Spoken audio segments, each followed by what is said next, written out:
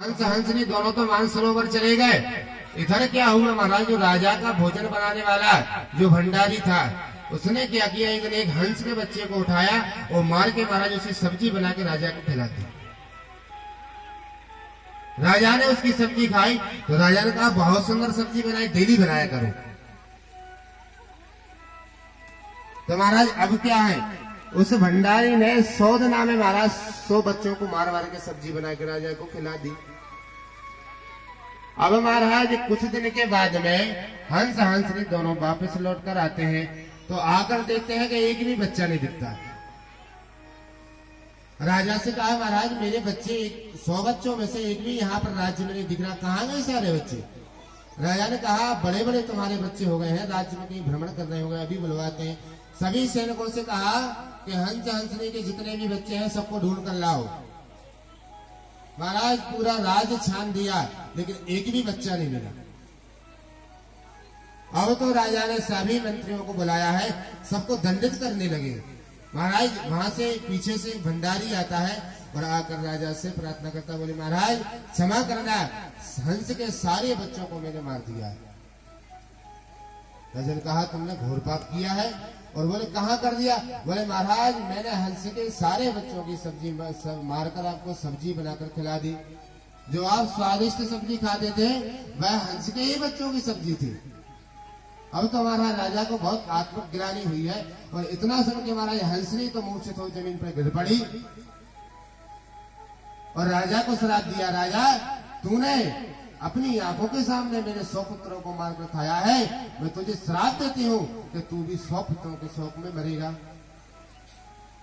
अब महाराज इधर हंस ने भी राजा को श्राप दिया है, बोले तूने अपने सामने मेरे बच्चों को खाया है, मैं तुझे श्राप देता हूँ तू दोनों नेत्रों से अंधा होगा।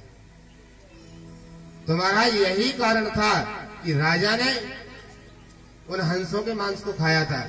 जो व्यक्ति मांस का भक्षण करता है, मदिरा का पान करता है, महाराज उसके हाथ का भोम भी देवता नहीं देते। आपने एक बार मदिरा पान की 6 महीने तक देवता आपके होम को ग्रहण नहीं करेंगे। जब आप यज्ञों में हम लोग प्रायश्चित स्नान कराते हैं, आचार्य जी ने कराया था वहां ताप्ती नदी के किनारे। महाराज यज्ञों में प्रायश्चित स्नान होता है गोबर से, गौमूत्र से। तो महाराज पंचकम उसको पिलाया जाता है, इसलिए क्योंकि उसको अधिकार प्राप्त हो। आपने जाने अनजाने में यदि कोई अभक्ष्य खा लिया है, अपेय पी लिया है तो उसकी शुद्धि के लिए। तो महाराज जो भी मदिरा का पान करता है, मांस का भक्षण करता है, वो जीता जागता दैत्य ही तो है। मैंने प्रथम दिन बताया था कथा में कि 4 जगह कलयुग की है, धूतम पानम स्त्रिया सोना अत्र अधर्मा चतुर्भुजा। यदि व्यक्ति इन 4 चीजों से बचा है तो वो आज भी सतयोगी पुरुष है।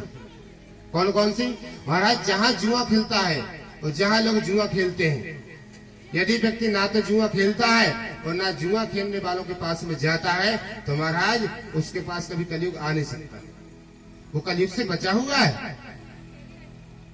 पानम जहाँ मदिरा बिकती है, मदिरा पान करते हैं, मदिरा पीने वाले लोग रहते हैं, जो व्यक्ति उससे दूर रहता है, मदिरा का पान नहीं करता, महाराज उसके पास भी कलयुग नहीं आता। स्त्रियां, महाराज जहाँ वेश्यालय है, जहाँ वेश्यावृत्ति होती है, यदि व्यक्ति वेश्यालयों से दूर रहता है तो उसके पास भी कलयुग नहीं आता।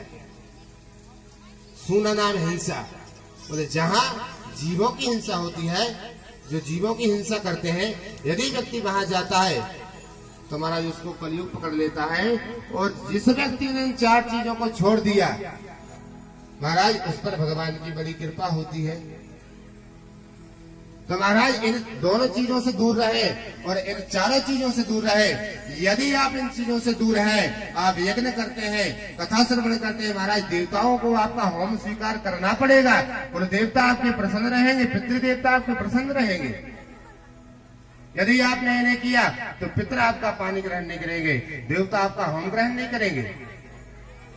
तो महाराज सम्रासुर महादैत्य है, उसके भंडारी ने मछली को काटा है, देखता है उसके अंदर एक बालक निकलता है। महाराज वहीं पर उसी समय जो कामदेव की पत्नी रति है, महाराज छद में वेश बनाकर सेवा करने के लिए आ जाती है। अब तो महाराज उसी को वह बालक सौंप दिया है।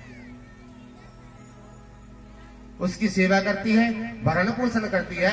और महाराज एक बार क्या हुआ, जब देखा अब तो महाराज शीघ्रता से बड़े होने लगे प्रद्युम्न महाराज। एक बार क्या हुआ, देखा कि महाराज यह जो स्त्री मेरी सेवा करती है, लेकिन महाराज इसकी दृष्टि में थोड़ी कुछ मुझे गड़बड़ी दिखती है।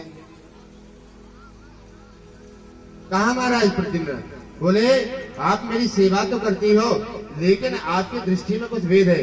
भगवान नारायण सुतः संवरेणाहृतो गृहात् अहं ते धिकृता पत्नी रति कामो भवान प्रभु। प्रद्युम्न ने कहा कि आपकी दृष्टि में मुझे कुछ गड़बड़ी दिखती है। तो फिर रति ने बताया, बोले मैं आपकी माँ के भक्त आपका पालन पोषण करती हूँ, लेकिन मैं आपकी पत्नी रति हूँ। पूरा दृष्टांत प्रद्युम्न को सुनाया है।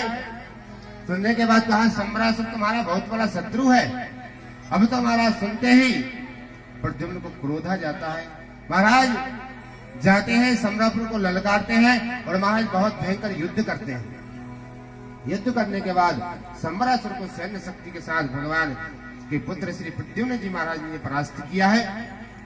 परास्त करने के बाद अब तो महाराज प्रद्युम्न महाराज अपनी द्वारिका को आते हैं।